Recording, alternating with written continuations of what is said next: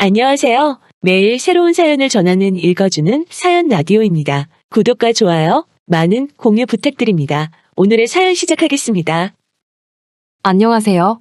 결혼한 지 8년 차 7살 된 아들을 키우고 있는 40대 워킹맘입니다. 아니, 40대 이혼녀라고 해야겠네요. 이미 이혼한 남편과 어떻게 만났고 어쩌다 사랑에 빠졌고 그런 이야기는 굳이 해서 뭐 하겠어요? 하지만 제가 어쩌다 이혼까지 하게 된 건지 이야기하려면 간단히 설명은 해야겠네요. 남편과 저를 이어준 사람은 다른 사람도 아니고 바로 저희 아버지세요. 저희 아버지는 자동차 부품을 생산하는 작은 회사를 운영하고 계시고 남편은 저희 아버지 회사의 직원 중 한 사람이었지요. 당시 제 나이는 33이었는데 저는 그게 결혼하기에 늦은 나이라고 생각하지 않았어요. 결혼에 대해 크게 생각이 있었던 것도 아니고요. 하지만 저희 아버지는 꽤나 조바심이 나셨던 모양입니다. 게다가 저보다 어린 사촌이 먼저 결혼해 딸을 낳았거든요. 그러면서 작은아버지가 완전 손녀바보가 되셨는데 저희 아버지는 그게 그렇게 부러우셨다네요. 그런 이야기를 하시면서 아버지가 괜찮은 사람 같다고 한번 만나보라며 제 남편과의 만남을 주선하셨으니 딸로서 싫다 소리를 어떻게 하겠어요? 내키진 않았지만 효도한다 생각하고 나갔던 자리였습니다. 그리고 나중에 알게 된 일이지만 남편은 남편대로 사장이 자기 딸을 만나보라 하니 엄청나게 부담스러웠대요. 남편도 저만큼이나 내성적인 성격이거든요. 그렇지만 남편도 거절할 만한 입장이 못 되었다고요. 그래서 사회생활한다 생각하고 나온 자리였답니다. 하지만 의외로 저희는 첫 만남부터 소위 삘이 통했어요. 일단 대화가 잘 통하니까 아무래도 시간 가는 줄 모르겠더라고요. 남편은 제가 사장 딸이라고 얼마나 도도하고 콧대 높게 행동할지 궁금했다는데 의외로 털털한 제 성격이 마음에 들었다나요? 하긴 이런 이야기가 지금 다 무슨 소용이겠어요? 그냥 그런 좋은 시절도 있었다는 거예요. 사귄 지 1년 좀 넘어서 본격적으로 결혼 준비를 시작했는데 남편 집안은 저나 저희 아버지가 생각했던 것보다는 조금 더 안 좋았어요. 일단 아버님이 몇 년 전 돌아가셨더라고요. 이후로 어머님이 생계를 위해 동네 초등학교 앞에서 분식집을 시작하셨다는데 그게 아무래도 동네 장사라 그런 건지 이야기를 들어보니까 당신 먹고 살 정도만 벌리는 눈치래요. 그리고 남편은 일남일녀 중 장남으로 아래로 2살 어린 여동생이 있었는데 여동생과는 교류가 거의 없다고 했습니다. 어머님과 남편이 하지 말라는 결혼을 기어이 한 뒤로 먼 지방에 가서 산다고 들었어요. 사정이 이렇다 보니 남편이 매달 어머님께 50만 원을 보내드리고 있었는데 이건 뭐 자기가 벌어서 드리는 건데 제가 뭐라고 할 게 못 되었지요. 사실 제가 더 신경이 쓰였던 건 매달 보내드리는 돈보다 남편이 모아놓은 돈이었어요. 사회생활을 좀 늦게 시작했다고는 해도 모아둔 돈이 당시 3천 정도밖에 없었거든요. 저는 한 5천은 있었어요. 2천 차이 가지고 뭘 그러냐 하실지도 모르겠지만 딱 봐도 시댁에선 그 어떤 지원도 기대할 수 없는 상황이었으니 2천이 고작 2천으로 안 보였다고 해야 할까요? 그런데 처음에 남편을 소개해준 사람이 저희 아버지셨잖아요. 아버지께서 이 상황은 당신이 책임을 져야겠다고 생각하신 건지 아니면 그저 하나뿐인 딸인 저에 대한 사랑 때문이셨는지 선뜻 집 문제는 해결해 주신다 하시대요. 제가 결혼할 때만 하더라도 여자가 집을 해가는 일이 흔한 일은 아니었는데 말이에요. 그래서 더욱더 감사했네요. 다만 세금 문제도 있고 해서 완전히 제 명의로 해주신 건 아니었고요. 일단은 아버지 명의로 되어 있지만 안에 싹 다 고쳐줄 테니 들어와서 살라고 하셨어요. 그렇게 저희는 비교적 남들보다 수월하게 결혼 생활을 시작할 수 있었습니다. 그리고 저는 임신을 하면서 다니던 회사를 그만두고 아버지 회사로 들어갔어요. 사실 저는 대학에서 미술을 전공하기도 했고 아버지 사업에는 크게 관심이 없었거든요. 그래서 다른 회사에 입사해 직장 생활을 하기 시작했지요. 그 점을 아버지는 늘 아쉬워하셨고요. 아버지는 저한테 회사를 물려주고 은퇴할 날만 기다리시던 분이셨으니까요. 그런데 막상 결혼을 하고 나니까 언제가 될지는 몰라도 임신이나 출산 그리고 육아까지 이런저런 생각을 해보게 되대요. 그리고 솔직히 남의 회사를 눈치 보면서 다니느니 아버지 회사에서 일을 하는 게 낫겠더라고요. 그래서 아버지 회사로 이직을 했네요. 그런데 정말이지 저희 아버지지만 정말 깐깐하신 분이셨어요. 특별 대우 같은 건 전혀 없었습니다. 출산 2달 전까지 남들하고 똑같이 9시부터 6시까지 근무했고 출산 이후엔 친정어머니께 아이를 맡기고 일을 다녀야 했거든요. 월급도 남들 받는 만큼 받았고요. 정말이지 실수라도 하는 날이면 다른 직원들 앞에서 호되게 욕을 먹기가 일쑤였지요. 그래도 이후로 저희 결혼 생활 자체만 놓고 보자면 아무 문제가 없었습니다. 결혼하고 얼마 지나지 않아 건강한 아들을 출산했고 남편 역시 아버지의 인정을 받아 회사 내에서 완전히 자리를 잡았으니까요. 이대로라면 몇 년 후에는 아버지의 바람대로 저희 부부가 회사를 물려받을 수도 있는 상황이었네요. 그런데 저희 인생에 생각지도 못한 변수가 나타났으니 그건 그간 교류가 거의 없던 신우였습니다. 신우하고는 정말이지 그 일이 있기 전까지는 통틀어서 10번이나 봤을까 싶을 정도로 접점이 없었어요. 신우는 자기 시댁에 끔찍히 잘하는 사람이라서 늘 친정을 등한시했거든요.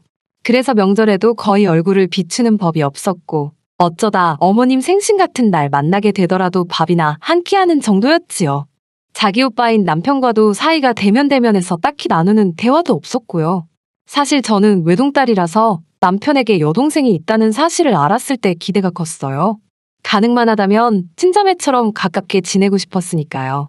하지만 남편도 그렇고 신우도 그렇고 그런 쪽으론 저에게 곁을 내주지 않으니 별 수가 없었지요. 그러다 남편과 신우가 급속도로 가까워진 계기가 있었으니 그건 바로 신우의 이혼이었습니다. 살갑지 못한 신우로 인해 어머님은 걸핏하면 저에게 연락을 해서 이런저런 이야기를 하시길 좋아하셨어요.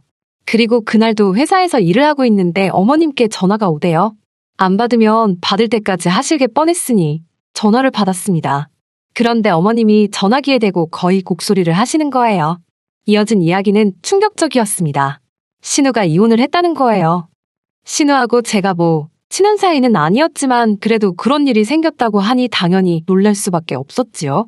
어머님이 하시는 말씀이 신우 남편이 동네 여자랑 바람을 폈다대요. 심지어 한번 실수를 하고 그런 게 아니고 아주 살림집까지 차려놓고 있었다고요.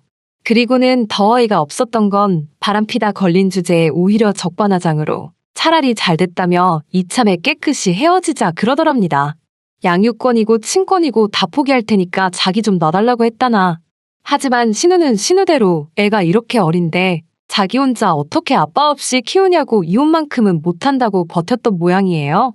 그래도 결국은 한쪽이 죽어도 같이 못 살겠다고 하니까 별 수 있었겠어요?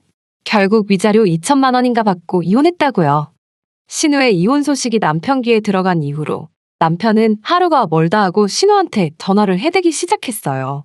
그리고 그 통화 내용을 듣고 있으니 솔직히 지들이 언제부터 친했다고 저러냐 싶을 정도로 가관도 아니었습니다. 잠은 잘 잤냐, 밥은 먹었냐, 오늘은 어디 갈 거냐, 먹고 싶은 건 없냐. 아주 누가 보면 몇 년째 못 보고 산 애틋한 연인이라고 착각을 할 정도였다니까요.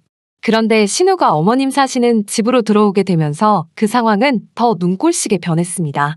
저희 집에서 시댁까지는 1시간, 회사에서는 30분 정도 걸리는데요. 그래서인가 신우가 시댁으로 들어온 이후로부터 남편이 아주 하루가 멀다 하고 시댁에 가대요. 이것도 정말이지. 저희 남편 퇴근하고 나면 어디 잠깐 하다못해 마트에 들리는 것도 엄청 싫어하거든요. 그러니까 더 어이가 없었다니까요. 게다가 남편이 하루는 저한테 어머님한테 보내드리는 용돈을 50만 원에서 80만 원으로 올려드리재요. 갑작스러운 말에 왜 그러냐고 물었습니다. 그러니까 어머님 혼자 분식집해서 신우하고 시조카를 어떻게 먹여 살리냐고 그래요. 그래서 제가 어머님이 왜 신우를 먹여 살려? 이제 신우도 돈 벌고 해서 살림에 보태야지 그랬어요. 그러니까 남편이 한다는 말이 그러면 시조카는 누가 보냐입니다. 어이가 없어서? 솔직히 저도 그 부분을 걱정을 안 한 건 아니에요. 사실 어머님이 분식집을 하고 계시긴 했어도 수입이야 뻔한 상황이었고 어쨌든 입이 하나 아니 시조카까지 둘이 늘어난 거잖아요. 그래서 하루빨리 신우가 일을 구해야 할 텐데 하고 저 혼자 마음이 급했지요. 하지만 이게 웬걸. 신우가 시댁으로 들어간 지 한 달이 다 되도록 신우는 일을 구할 생각이 없어 보였습니다. 그리고 들려오는 얘기가 신우가 시댁에 들어온 이후로 하는 일이라곤 애는 애대로 내버려두고 술만 찾는다는 거예요. 남편은 그런 시댁에 가서 기어이 신우의 술상대가 되어주고 있었던 거고요. 그러면서 돈까지 퍼주자니 어떤 여자가 좋다고 하겠어요? 그래도 거기까지는 제가 별말 안 했습니다. 남매끼리 그동안 못다한 우애 좀 다져보겠다는데 제3자인 제가 무슨 말을 한들 들어먹기나 하겠나 싶었거든요. 일전에 한번 맨날 가냐고 한마디 했더니 부럽냐 질투하냐는 말 같지도 않은 소리를 들은 적도 있었고요. 그런데 남편이 저희 아이와의 약속을 깨기 시작하니까 그건 그냥 못 넘어가겠더라고요. 저희는 원래 토요일과 일요일 이틀 중 하루는 아들을 데리고 어디든 다녔어요. 저희가 서울에 사는 게 아니다 보니 서울 애들만큼 사교육을 시킬 수가 없었잖아요. 그래서 대안으로 생각해낸 게 이런저런 간접 경험을 많이 시켜주자는 거였지요. 저희 아들도 아직 어려서 그런지 저희랑 그렇게 어디 가는 걸 좋아했고요. 그런데 언젠가부터 걸핏하면 신혼에서 술을 떡이 들 때까지 마시고 오더니 그 여파가 주말까지 가더라고요. 그래서 다음 주에 가면 안 되냐, 그냥 동네 카페나 가면 안 되냐 하고 이리저리 빠져나갈 궁리만 하던데. 그게 당연히 제 입장에서도 서운했지만 애가 얼마나 실망을 하던지요. 실망한 아들 얼굴을 보고 있으면 당장이라도 졸고 있는 남편을 발로 걷어차고 싶은 충동이 드는 지경이었지요. 그런데 남편은 거기서 그치지 않았습니다. 그렇게 약속을 미루다가 어딜 가게 되면 그때부터는 신우를 데려가고 싶어서 환장을 하는 거예요. 정말이지 말이 나와서 그런데 팔불출 같지만 저희 아들이 저를 닮은 건지 미술 쪽에 재능을 보여요. 그래서 저는 주로 박물관이나 미술관 위주로 아이를 데리고 다니는 편이었거든요. 그런데 신혼애에는 이제 겨우 3살이에요. 3살짜리가 박물관이나 미술관 가서 뭘 얼마나 집중해서 볼 수 있겠어요. 그리고 애시당초 못 들어오게 하는 것도 많고요. 그러니 신우를 불러서 같이 간다는 건 제 입장에선 정말 내키지 않는 일이었답니다. 애로사항은 그뿐만이 아니었어요. 신우가 어머님이랑 같이 사는데 매번 어머님만 빼놓고 저희끼리 어디 갈 수가 있나요? 그러면 원래는 남편과 저 그리고 아들까지 3명만 움직이면 끝날 일인데 어머님 댁에 가서 어머님하고 신우하고 시조카까지 챙겨야 되는 것 물론이고 또 다 끝나면 집에 데려다 줘야지. 그뿐인가요? 셋이서 10만 원이면 끝날 일이 어떨 때는 2배, 3배까지 들어가니까. 솔직히 남편이야 자기 가족이니까 한다치고 저는 뭔가요? 결국 그런 일이 몇 차례고 반복되자 속에서 열이 올라서 참을 수가 없었습니다. 그래서 남편에게 당신이 슈퍼맨도 아니고 어떻게 두 가정을 다 책임지려고 하냐고 신우 사정이 딱하긴 하지만 신우나 시조카 일은 신우가 알아서 하게 내버려두라 했어요. 그러자 남편이 저더러 아무리 신우랑 저랑 피 한 방울 안 섞였다지만 같은 여자로서 너무 매정한 거 아니냐입니다. 그러면서 저더러 너도 엄마면서 아빠 없이 자랄 시조카가 불쌍하지도 않냐는 거예요. 자기는 하루가 멀다 하고 시조카가 눈에 밟혀 미치겠다나요. 그리더니 급기야 남편은 전혀 예상치 못했던 폭탄 발언을 했습니다. 다음 달이라도 당장 신우를 저희 집으로 데리고 오겠다는 거예요. 그리고는 저희 아들을 유치원에 보내는 대신 신우에게 맡기고 유치원비는 신우에게 줘야겠다나요. 그러면 신우는 용돈을 벌어서 좋고 동시에 저희는 믿을 만한 사람한테 아이를 맡기니 안심할 수 있어서 좋지 않냐며. 상황이 그렇게 돌아가니까 저도 말이 막 나가대요.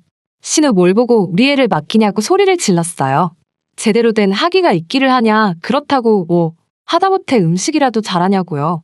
그리고는 그렇게 신우가 눈에 밟혀 환장하겠으면 아예 당신이 시댁에 가서 살라 했어요.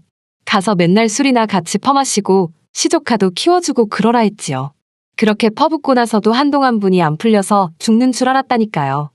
그런데도 남편은 제가 하는 말이 그냥 하는 소린 줄 알았나 봅니다. 그렇게 다투고 얼마 지나지 않았던 어느 날이었어요. 대뜸 전화를 해서는 저더러 작은 방을 치워놓으라대요. 이따 오후에 신우가 이사를 올 거라면서요. 이사? 무슨 소리를 하는 거냐니까 자기가 저번에 이야기하지 않았냐면서 진짜 같이 살기로 했답니다. 진짜 정신이 나가기라도 한 건지 저한테 대놓고 통보를 하더군요.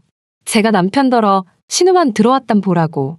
그날로 당신과 나는 끝이라고 했어요. 그런데 몇 시간이나 지났을까 누군가 초인종을 눌러다가 보니 신우가 정말로 시조카를 데리고 왔더군요. 짐도 바리바리 싸들고 말이에요. 거기다 어머님은 왜 따라오신 건지. 마음 같아선 당연히 문도 열어주고 싶지 않았지만 어머님도 계시니 어쩌겠어요. 일단 현관문은 열어줬네요.